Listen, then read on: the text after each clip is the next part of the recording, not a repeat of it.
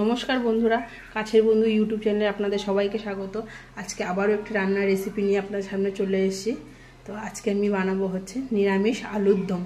তো নিরামিষ আলুর দমটা আমি কীভাবে তৈরি করছি সেটা আপনাদের সাথে শেয়ার করব রেসিপিটা। তো আপনারা পুরো ভিডিওটা দেখবেন একদম লাস্ট পর্যন্ত, ভিডিওটাকে স্কিপ করবেন না, তাহলে ছাড়া পড়ে যাবে। চলুন আপনাদের দেখাই। নিরামিষ আলুর দম তো কম বেশি সবাই করে, কিন্তু এইভাবে আপনারা করে দেখুন, এত টেস্ট, আপনার বাড়ির বাচ্চারা পর্যন্ত খাবে, কোনো রকম ঝামেলা করবে না। আমাদের বাড়িতে কিন্তু এটা ট্রাই করবেন, খুব ভালো লাগবে। তো চলুন দেখানো যায় রেসিপিটা। খোসা ছাড়িয়ে নিয়েছি পরিষ্কার জলে ধুয়ে, এই যে একটু লবণ দিয়ে এটা সিদ্ধ করার জন্য বসিয়ে দেবো গ্যাসে। অল্প হালকা করে একটুখানি সিদ্ধ করে নেব। তার যারা ধরুন অনেকে সুগার যাদের থাকে তাদের কিন্তু এরকম সিদ্ধ করে নিলে ভালো। আপনি ভেজেও আপনি করতে পারেন পরে সিদ্ধ, কিন্তু আমি হালকায় যে সিদ্ধ করে নিলাম, আমার এই যে ফুটেও গেছে। এবার নামিয়ে জল ঝরিয়ে নেব। এই যে আলুর জলগুলোকে ছাড়িয়ে নিয়েছি, জলগুলোকে ছাড়িয়ে নিয়ে এই যে এরপরে দিয়ে দিচ্ছি হলুদ সামান্য, আর দিয়ে দেবো অল্প পরিমাণে একটুখানি লবণ, দিয়ে আলুগুলোকে মাখিয়ে নেব। কারণ লবণটা এখন অল্প দিচ্ছি, কারণ যখন সিদ্ধ করেছিলাম আপনাদের তো দেখালামই যে তখন লবণ অলরেডি দিয়ে দিয়েছিলাম, ওই জন্য এখন সামান্য পরিমাণে লবণ দিয়ে দিলাম। এদিকে আলুগুলোকে মাখিয়ে রেখেছি, আর এদিকে কড়াইটা গরম বসিয়ে দিচ্ছি। বসিয়ে দিয়ে কড়াইটা গরম হতে থাকুক। তো এর মধ্যে আমরা তৈরি করে নেবো মশলাটা। তো আমরা আবার একটা মশলা করে নেবো এই আলুর দমের জন্য। তো এই যে প্রথমে নিয়ে নিচ্ছি পোস্ত,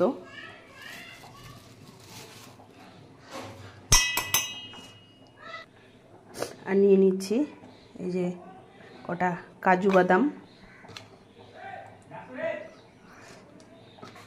কটা কিশমিশ,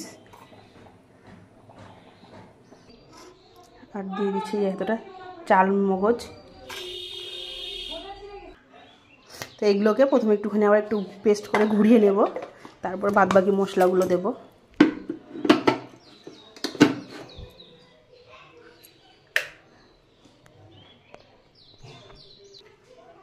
এই যে দেখুন একটু ঘুরিয়ে নিয়েছি। এবার এর মধ্যে দিয়ে দেব এই যে 3টে কাঁচা লঙ্কা, একটা টমেটো, আর এই যে আদা কুচি, এইগুলো দিয়ে বাদবাকি মশলাটা পেস্ট করে নেব। দেখুন আমাদের মশলা রেডি। এরপর আমাদের যে কড়াই দিয়ে গরম হয়ে গেছে, এরপর এর মধ্যে দিয়ে দেবো সরষের তেল।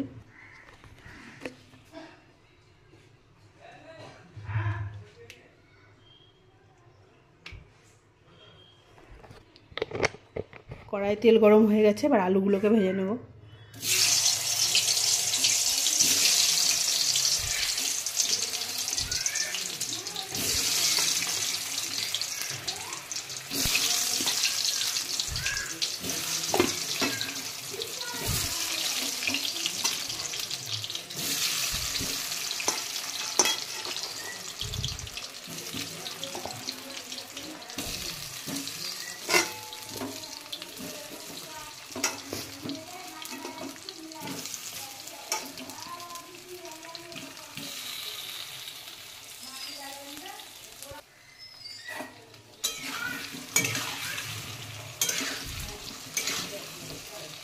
আমাদের আলুগুলো ভাজা হয়ে গেছে, এবার মশলাটা করে নেব, রেডি করে নিই আলুর গ্রেভিটা।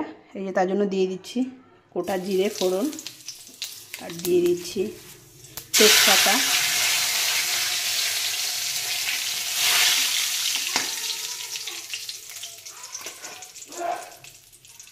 আর এই যে আমাদের মশলাটা যে রেডি করে রেখেছি এটা দিয়ে দেব।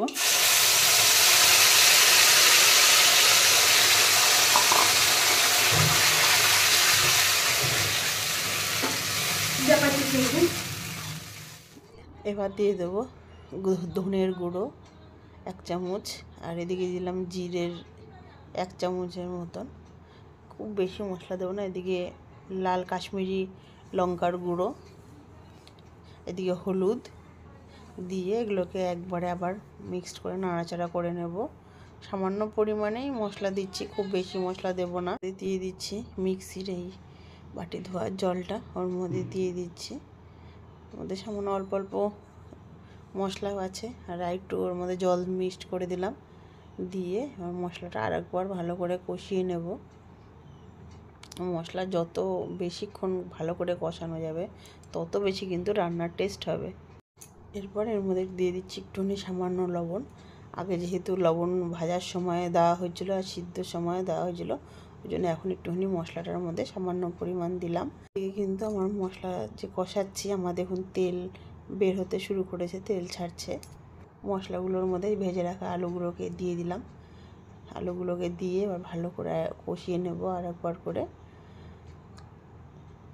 ওই জন্যই আমি আগে একটুখানি অল্প সিদ্ধ করে নিয়েছিলাম। বেশি সিদ্ধ যদি আগে আলু হয়ে যায় তাহলে কিন্তু এই মশলা কষানো যাবে না বেশ ভালো মতন। এবার একটু দিয়ে দিচ্ছি চিনি। চিনি দিয়ে আবারও মশলাগুলোকে ভালো করে কষিয়ে নেব। আপনাদেরকে অল্প হালকা সিদ্ধ হলে কী হবে, এই কষানোর সময় বাদবাকি যখন কষানোর সময় আরেকটুখানি সিদ্ধ হয়ে যাবে। আর আগে যদি বেশি করে সিদ্ধ করিনি তাহলে কিন্তু আলুগুলো একদম গলে ছেড়ে যাবে। এই যে এবার জল দিয়ে একটুখানি ফুটিয়ে নেব। ফুটিয়ে নিয়ে এবার একটুখানি ঢাকা দিয়ে দেবো। ঢাকা দিয়ে একটুখানি ফুটিয়ে নেব। তাহলেই মোটামুটি আমার রান্না কিন্তু 90% কমপ্লিট। আমাদের এই যে আলুর দমটা হয়ে এসছে। এই যে একটুখানি ঝোল, এই গ্রেভি একটু ঝোল তো রাখতেই হবে খাওয়ার জন্য। এরপর আমরা ঘি গরম মশলাটা দিয়ে দেব, দিয়ে দিচ্ছি ঘি, দিয়ে দিলাম সামান্য গরম মশলা।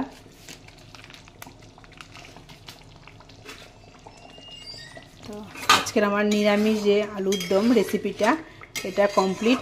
আপনারাও বাড়িতে ট্রাই করুন, কেমন লাগলো ট্রাই করে আমাকে অবশ্যই কমেন্ট করে জানাবেন আমার রান্নার রেসিপিগুলো আপনাদের কেমন লাগছে বন্ধুরা।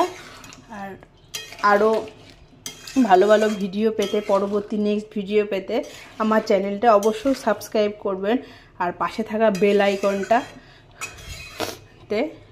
ক্লিক করবেন। তাহলে আমার সমস্ত ভিডিও দেওয়ার সাথে সাথে আপনাদের কাছে পৌঁছে যাবে। আমি যে সমস্ত ডেইলি ব্লগ বলুন, ঘুরতে যাওয়া, রান্নার রেসিপি সবই দিই। আমার এই চ্যানেলটাতে আমি সব রকম ভিডিওই দিই। আর আমার রান্নাগুলো কেমন লাগছে অবশ্যই কমেন্ট করে জানাবেন। আর আমার কাছের বন্ধু ইউটিউব চ্যানেলটিকে সাবস্ক্রাইব করবেন, শেয়ার করবেন, লাইক করবেন। তো আজকের ভিডিওটা এখানেই শেষ করছি। টাটা বন্ধুরা।